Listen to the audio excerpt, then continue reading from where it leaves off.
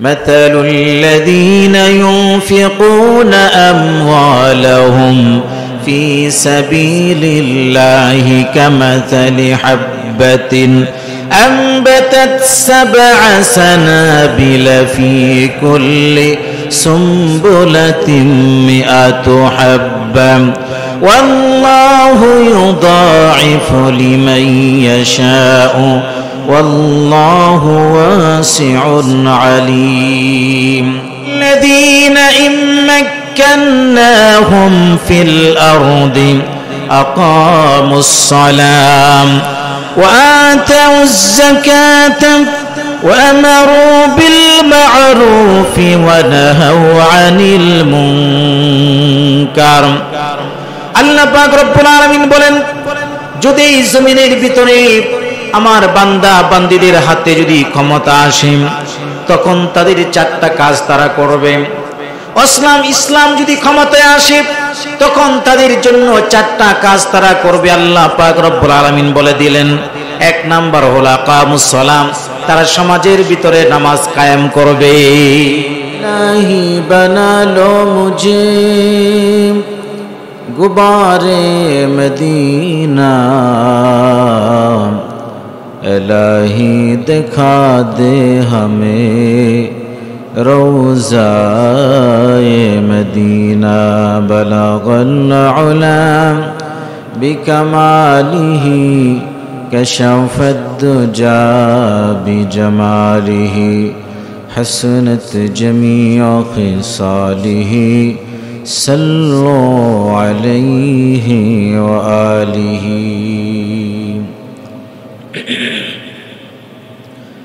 উপস্থিত মুহতারাম মুআজ্জাজ হযরত মুসল্লিয়ান কিরাম,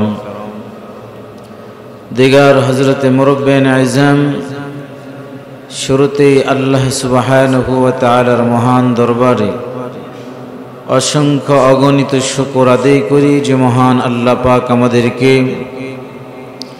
পবিত্র রমাদানুল মুবারকের দ্বিতীয় জুমআ মাগফিরাতের দশকে জুমার দিনে মসজিদে আসার তৌফিক দান করেছেন। আসতে পেরেছি সেই মহান মালিকের দরবারে কালিমাতুশ শুকর অন্তরে অন্তঃস্থল থেকে আল্লাহকে খুশি করার লক্ষ্যে ইমানের আওয়াজকে উঁচু করে সকলে পড়ছি আলহামদুলিল্লাহ। কোরআনে কারীমের সূরা মুজাম্মিলের যে আয়াতে কারীমা তেলাওয়াত করেছি, এই আয়াতের ভিতরে আল্লাহ পাক রব্বুল আলামিন শরীয়তের গুরুত্বপূর্ণ একটি বিধান সম্পর্কে আলোচনা করেছেন। নবীজি সাল্লাল্লাহু আলাইহি ওয়াসাল্লাম হাদিস শরীফের ভিতরে ইসলামের মূল বুনিয়াদ, স্তম্ভ বা ভিত্তি 5টা জিনিসের উপরে নির্ধারণ করেছেন। قال النبي صلى الله عليه وسلم بني الإسلام على 5 شهادة أن لا إله إلا الله وأن محمد رسول الله। আল্লাহর পয়গম্বর বিশ্বনবী মহানবী রাসূল আরবী সাল্লাল্লাহু আলাইহি ওয়াসাল্লাম বলেন, 5টি জিনিসের উপরে ইসলাম প্রতিষ্ঠিত রয়েছে। বুনিয়াল ইসলাম আলা 5 শাহাদাতি আল্লাহ ইলাহা ইল্লাল্লাহ। 1 নাম্বার হলো এই কথার সাক্ষ্য প্রদান করা আল্লাহ ছাড়া কোনো ইলাহ নাই, আল্লাহ ছাড়া কোনো মাবুদ নাই। 2 নাম্বার, যখন কোনো মানুষ কালিমা পড়ে 2 নাম্বার কাজ হলো ইকামুস সালাত, নামাজ প্রতিষ্ঠিত করা। 3 নাম্বার ওয়াইতাইজ যাকাত, যাকাত প্রদান করা। 4 নাম্বার ওয়াল হজ্জ, হজ্জে বাইতুল্লাহ আদায় করা। 5 নাম্বার হলো সাওম রমাদান, রমজান শরীফে রোজা রাখা। ইসলামের মূল ভিত্তি হলো এই 5টা জিনিসের উপরে। এই 5টা জিনিসের ভিতরে আজকের আলোচ্য বিষয় হলো যাকাত। যাকাত হলো ইসলামের একটি অর্থ ব্যবস্থা। যাকাত এর আরবি আরেকটা অর্থ হলো আন-নামু, এর বাংলা অর্থ হলো বৃদ্ধি পাওয়া। কোন ব্যক্তি যদি যাকাত প্রদান করে আল্লাহ পাক রব্বুল আলামিন তার সম্পদকে বৃদ্ধি করে দেন। এই জন্য যাকাতের একটা নামও হলো আন-নামু, বৃদ্ধি পাওয়া। যাকাতের 2 নম্বর আরেকটা হত্যা হলো আত-তাহারাতু, পবিত্রতা লাভ করা। কোন ব্যক্তির সম্পদের উপরে যখন যাকাত এসে যায়, যাকাত যখন ফরজ হয়ে যায়, তার সম্পদের ভিতরে গরিবের হক তখন সংমিশ্রণ ঘটে যায়। আর যাকাতটা হলো গরিবের হক।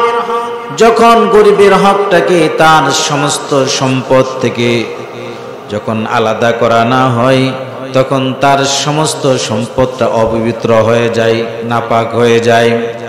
আর যখন তার সমুদয় সম্পদ থেকে, তার সমস্ত ধনভাণ্ডার থেকে যখন যাকাতের অংশটাকে আলাদা করে দেওয়া হয়, তখন তার সমস্ত সম্পদগুলো আল্লাহ পাক পবিত্র করে দেয়।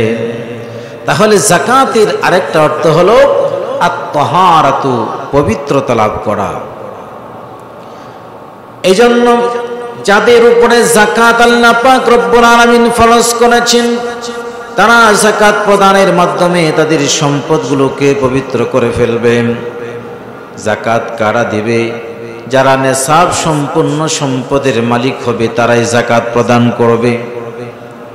আমার কাছে যেই সমস্ত সম্পদ রয়েছে, স্বর্ণরূপা হোক অথবা টাকা পয়সা হোক, দোনো ক্ষেত্রে যদি আমি নেশাব পরিমাণ সম্পদের মালিক হই, তাহলে আমার উপরে যাকাত প্রদান করতে হবে। যদি স্বর্ণরূপার দিক থেকে যাকাতের হিসাব আমরা করি, 7.5 তোলা স্বর্ণ বা 52 তোলা রৌপ্য, এই পরিমাণ যদি কারো কাছে থাকে এবং 1 বছর অতিক্রান্ত হয়, তাহলে তার উপরে যাকাত ফরজ হয়ে যায়। অথবা স্বর্ণ নাই, রূপাও নাই, আছে টাকা। এখন হিসাব করতে হবে 7.5 তোলা স্বর্ণের দাম কত। এই সম পরিমাণ টাকা যদি আমার কাছে থাকে, বা 52.5 তোলা রূপা এর সম পরিমাণ টাকা যদি আমার কাছে থাকে, আর 1 বছর অতিক্রান্ত হয়, তাহলে আমার উপরে যাকাত ফরজ হয়ে যায়। ব্যাংকের মধ্যে টাকা রাখলেন, এই টাকা আর উঠালেন না, বরং দিন দিন ব্যবসায় আপনি লাভবান হয়েছেন, টাকা আরো রেখেছেন। সুতরাং শুরু থেকেই আপনার উপরে যাকাত যেহেতু ফরজ ছিল, এখন দিন বাড়তেছে। সুতরাং বছর শেষে আপনাকে হিসাব করতে হবে আপনি কত টাকার মালিক হয়েছে। বছরের শুরুতে 5 লাখ ছিল, বছর শেষে হয়ে গেছে 10 লাখ। এখন এই 10 লাখ হিসাব করেই আপনাকে যাকাত প্রদান করতে হবে। কিন্তু যদি এমন হয় বছরের শুরুতে আপনার উপরে যাকাত ফরজ হয় নাই, বছরের মাঝখানে গিয়া আপনার উপরে যাকাত ফরজ হয়ে গেছে, তখন ওই সময় থেকে আপনাকে 1 বছর ধরতে হবে। তাহলে এই পরিমাণ সম্পদ যদি কারো কাছে থাকে, তাহলে তাকে যাকাত প্রদান করতে হবে। তার সমস্ত সম্পদ থেকে আল্লাহর রাহে যতটুকুন যাকাত আসে, সেই পরিমাণ সম্পদ আল্লাহর রাহে যাকাত প্রদান করতে হবে। এখন কে যাকাত প্রদান করবে, কতটুকুন সম্পদ একটা মানুষ, আমাদেরকে খেয়াল রাখতে হবে।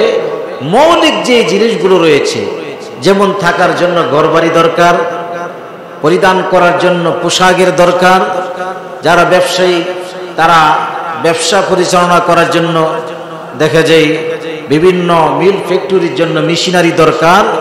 এগুলো হলো আমার প্রয়োজনীয় জিনিস।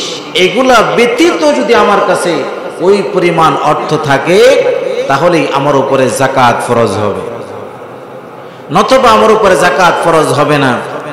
সুতরাং এখন চিন্তা করতেছেন অনেকেই, আমার টাকা আছে, সুতরাং আমি জমিন খরিদ করে রেখে দিব, 5 বছর পরে ওই জমিন বিক্রি করে এর থেকে বিরাট অঙ্ক মুনাফা পাবো। আর এখন তো জমি জিজ্ঞেস করলে, হুজুর আমি প্রায় 1 কোটি টাকার জমিন খরিদ করেছি, এখন তো আমাকে যাকাত দিতে হবে না। এটা হলো যাকাত না দেওয়ার জন্য একটা বুদ্ধি। আসলে বিষয়টা এমন না। জমিনটা দেখতে হবে আপনি কেন খরিদ করেছেন। জমিনটা কি আপনার বসবাস করার জন্য খরিদ করেছেন, নাকি এই জমিন দিয়ে আপনি ব্যবসা করবেন? অনেকে আছে না, জমিন কিনে বিক্রি করে, এর দ্বারাতে মুনাফা অর্জন করে। যদি এই অবস্থা হয়, তাহলে এই জমিনেরও যাকাত দিতে হবে। যদি ব্যবসার জন্য জমিন খরিদ করেন, ওই জমিনেরও আপনাকে যাকাত দিতে হবে। আর যদি নিজে থাকার জন্য জমিন খরিদ করেন, তাহলে এর জন্য আপনাকে যাকাত প্রদান করতে হবে না। আপনি ব্যবসা প্রতিষ্ঠান দিয়েছেন, কোটি কোটি টাকার দেখা যায় মেশিন খরিদ করেছেন, এগুলোর জন্য আপনাকে যাকাত প্রদান করতে হবে না। আপনি বিল্ডিং করেছেন, বাড়ি করেছেন থাকার জন্য, এগুলোর উপরে যাকাত আসবে না। যেগুলো আপনার প্রয়োজনের অতিরিক্ত, এগুলোর উপরে আল্লাহ পাক রব্বুল আলামিন যাকাত ফরজ করেছেন। এখন আসুন, এই যাকাত সম্পর্কে আল্লাহ পাক রব্বুল আলামিন পবিত্র কোরআনে কারীমের বিভিন্ন আয়াতের ভিতরে আল্লাহ পাক রব্বুল আলামিন বলেছেন। এক আয়াতে আল্লাহ পাক রব্বুল আলামিন বলেন, ওয়া আকরিদুল্লাহ করদান হাসানা, ওয়া আকরিদুল্লাহ করদান হাসানা। আপনি আল্লাহকে উত্তম করজ দান করেন, ঋণ দান করেন। আল্লাহকে উত্তম করজ দান করেন, ঋণ দান করেন। এখানে আল্লাহকে ঋণ দেওয়ার অর্থ হলো আল্লাহর যারা বান্দা রয়েছেন তাদের প্রাপ্যগুলো তাদের কাছে পরিশোধ করে দেওয়া। এখন কোন ব্যক্তি যদি গরিব হয়, এতিম হয়, অসহায় হয়, মিসকিন হয়, তাহলে আমরা তাদেরকে আমাদের প্রাপ্যগুলো আদায় করে দিব। সামনে আলোচনা আসছে এই যাকাতের বিষয়ে। সূরা তাওবার 104 নম্বর আয়াতে আল্লাহ পাক রব্বুল আলামিন বলেন, আলাম ইয়ালামু আন্নাল্লাহা হুয়া ইয়াকবালুত তাওবাতা আন ইবাদিহি ওয়া ইয়াখুযুস সাদাকাত। আল্লাহ পাক রব্বুল আলামিন তার বান্দাদের তওবা গ্রহণ করেন, ওয়া ইয়াখুযুস সাদাকাত, আর তারা যে দান খয়রাত করে আল্লাহ পাক রব্বুল আলামিন সেগুলো গ্রহণ করে থাকেন।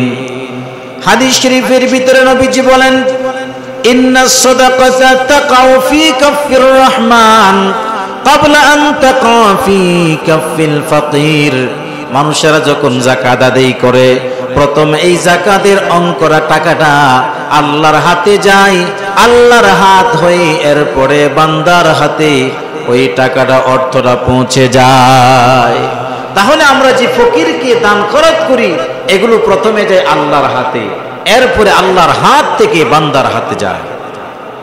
সূরা বাকারার 261 নম্বর আয়াতে আল্লাহ পাক রব্বুল আলামিন যারা যাকাত প্রদান করে তাদের ফজিলত সম্পর্কে আল্লাহ পাক রব্বুল আলামিন বলেন, মাতালুল লাযীনা ইউনফিকুনা আমওয়ালাহুম ফি সাবিলিল্লাহি কামাসালি হাববাতিন أنبتت 7 سنابل في كل سنبلة 100 حبة والله يضاعف لمن يشاء والله واسع عليم।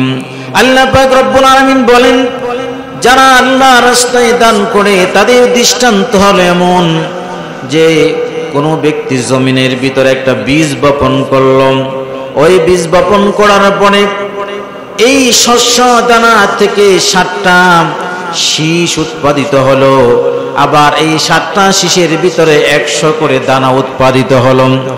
অর্থাৎ একটা বীজ আমি বপন করলাম, এর থেকে 100টা বীজ হলো। মানুষের দান খয়রাতের অবস্থাটা হলো এমন, যখন মানুষের আল্লাহ রাস্তায় দান করে, আল্লাহ পাক রব্বুল আলামিন দানগুলোকে বৃদ্ধি করে দেন।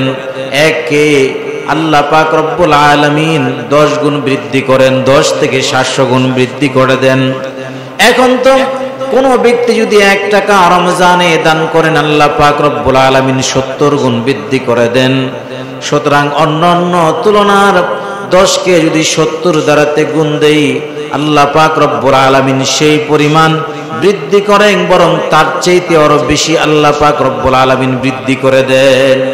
তাহলে আমাদের ফরজ আমরা আদায় করলাম, পাশাপাশি আল্লাহ পাক আমাদের সম্পদ আরো বৃদ্ধি করে দেবেন। অনেকে মনে করে যাকাত দিলে মনে হয় সম্পদ কমে যায়, বিষয়টা এমন না। যারা এই কথা চিন্তা করে যাকাত দিলে সম্পদ কমে যায়, তাদের জন্য কোরআনের এই আয়াতটা হলো ওপেন চ্যালেঞ্জ। আল্লাহ পাক এখানে চ্যালেঞ্জ করেছেন। আল্লাহ বলেছেন 10 গুণ বৃদ্ধি করে দিবেন। কি বলেন, আপনার কথা সত্য নাকি আল্লাহর কথা সত্য? সুতরাং ঈমান আল্লাহর উপরে পরিপূর্ণ এনে এরপরে যাকাত প্রদান করুন, দেখুন আল্লাহ পাক 10 গুণ বৃদ্ধি করে কিনা। এখন আমরা কাদেরকে যাকাত প্রদান করব? আমাদের যাকাতের সম্পদগুলো আমরা কাদেরকে দিব? তাও আল্লাহ পাক রব্বুল আলামিন আমাদেরকে কত সুন্দরভাবে শিখায়া দিলেন। আল্লাহ পাক রব্বুল আলামিন বলেন, 8টা জায়গায় যাকাতের বিধান আল্লাহ পাক রব্বুল আলামিন রেখেছেন। ইন্নামাস সাদাকাতু লিল ফুকারাই ওয়াল মাসাকিন ওয়াল আমিলিনা আলাইহা ওয়াল মুআল্লাফাতি কুলুবুহুম ওয়া ফির রিকাব وفي الرقاب والغارمين وفي سبيل الله وابن السبيل فريضة من الله والله عليم حكيم। আল্লাহ পাক রব্বুল আলামিন বলেন, সাদাকাত আমরা কাদেরকে দেব? 1 নাম্বার হলো ফুকারা, ফকির যারা তাদেরকে আমরা সাদাকা দিব। 2 নাম্বার হলো ওয়াল মাসাকিন, মিসকিন যারা তাদেরকে আমরা যাকাতের টাকা থেকে আমরা দিতে পারবো।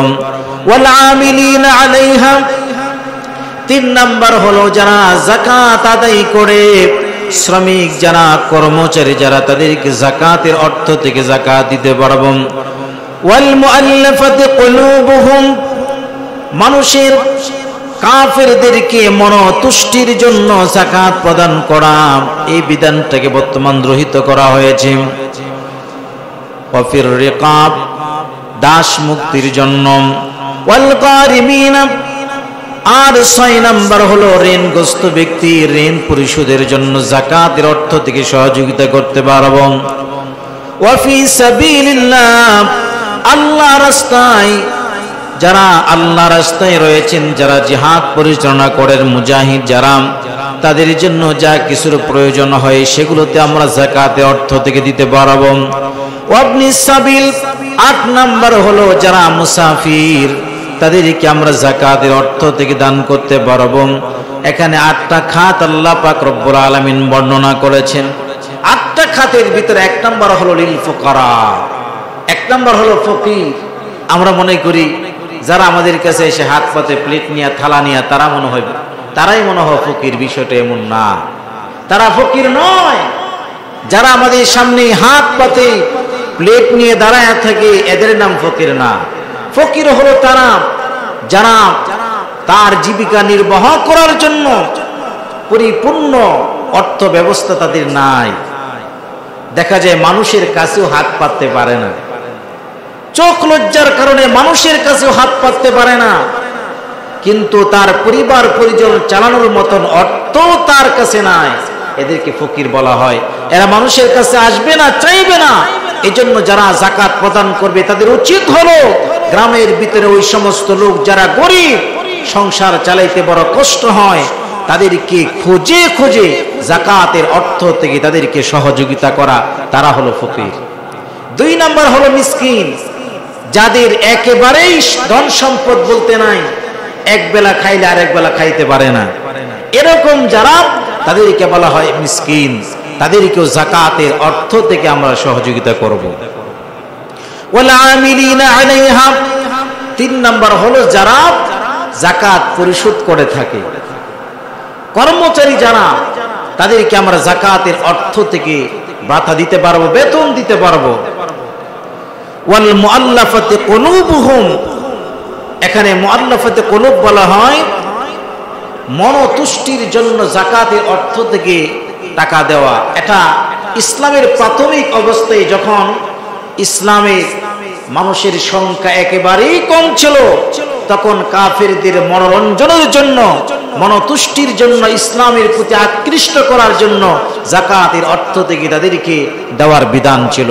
যেহেতু আলহামদুলিল্লাহ সারা বিশ্বময় মুসলমান বৃদ্ধি পেয়েছে, যার কারণে বিশ্বনবী সাল্লাল্লাহু আলাইহি সাল্লামের জীবদ্দশায় তখনই এই আয়াতের বিধানটাকে রহিত করা, আয়াতের এই অংশের বিধানটাকে অর্থাৎ মুআল্লাফাতে কুলুবুহুম চিত্রাকর্ষণের জন্য, মনোরঞ্জনের জন্য এই বিধানটাকে বিলুপ্ত করা হয়েছে।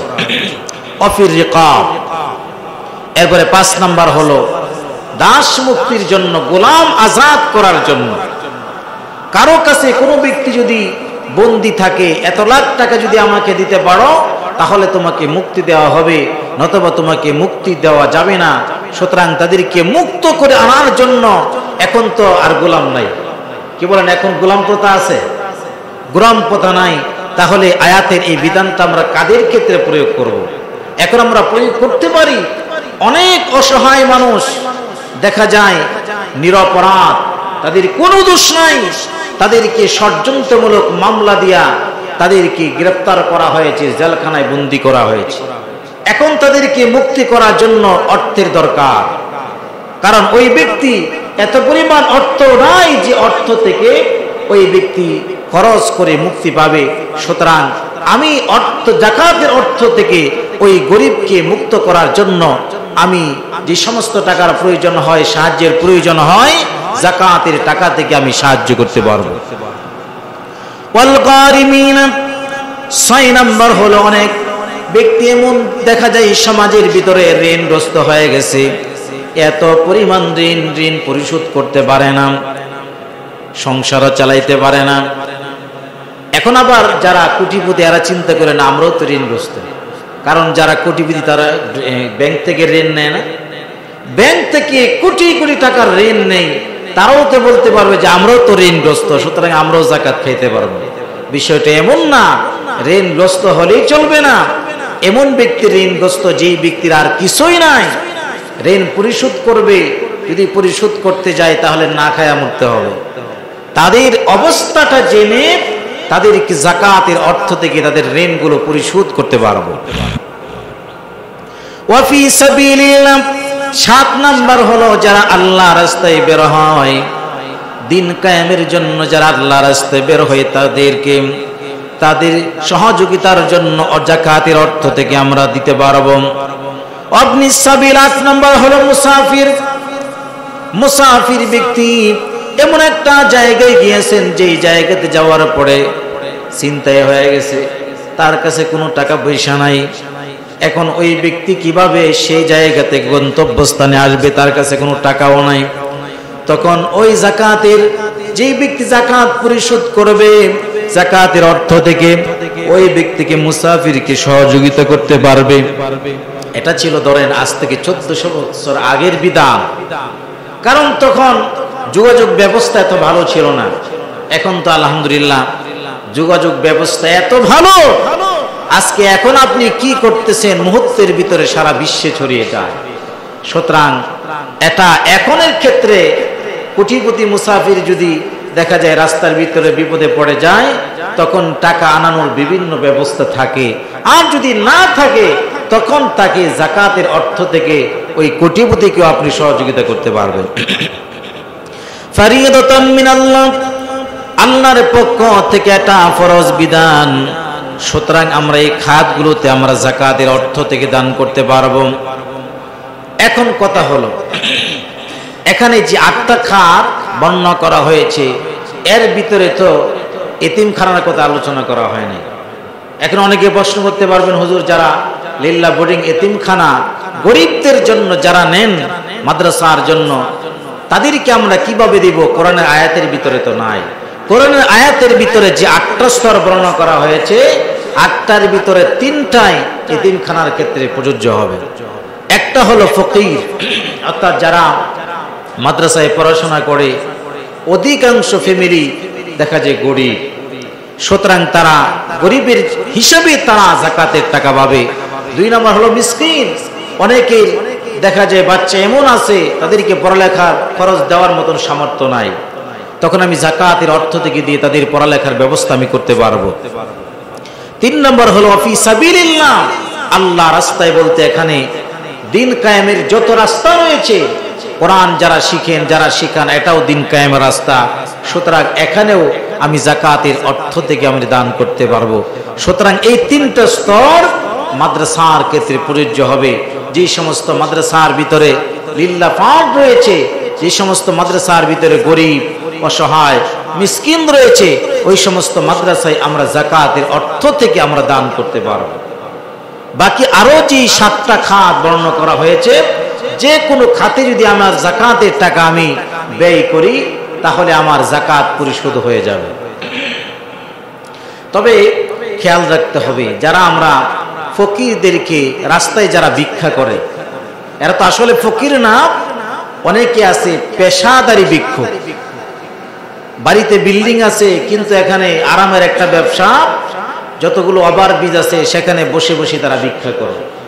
আপনি যদি যাচাই বাছাই করে জাকাতের টাকা দেন তবে আদায় হবে, যাচাই বাছাই ছাড়া কিন্তু জাকাতের টাকা আদায় হবে না। সুতরাং এখানে আমি দান করব এটা ভিন্ন কথা, কিন্তু জাকাতের যে টাকাটা আপনি দিবেন ওই টাকাটা যাচাই বাছাই করে দিতে হবে, আসলে প্রকৃতপক্ষে ওই লোকটা কি জাকাত খাওয়ার যোগ্য কিনা। যদি যোগ্য না হয় তাহলে আপনি অপরাধী হয়ে যাবেন, আপনার জাকাত আদায় হবে না। মূলত আল্লাহ পাক রব্বুল আলামিন এই জাকাতের দ্বারাতে আমাদের কাছ থেকে কি চান? বাইহাকি শরীফের 6612 নম্বর হাদিসের বর্ণনা, আল্লাহর নবী সাল্লাল্লাহু আলাইহি সাল্লাম বলেন, এই জাকাতের দানাতে উদ্দেশ্য কি? কাদাল ফাকরু আইয়াকুনা কুফরান।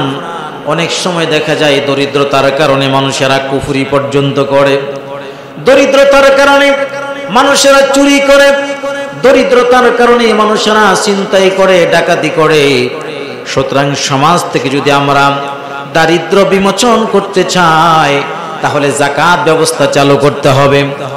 এজন্য আল্লাহ পাক রব্বুল আলামিন বলেন, আহাল্লাল্লাহুল বাই'a ওয়া হাররামার রিবা। আল্লাহ পাক রব্বুল আলামিন ব্যবসাকে হালাল করেছেন আর সুদ প্রথাকে আল্লাহ পাক রব্বুল আলামিন হারাম করেছেন। সুতরাং যারা একটা জিনিস আমাদেরকে খেয়াল রাখতে হবে, জাকাত হলো ধনীরা গরিবকে দিবে, জাকাত হলো ধনীরা গরিবকে দিবে, আর সুদ হলো গরিবরা ধনীকে দিবে। সুদ কি? গরিবরা ধনীকে দিবে।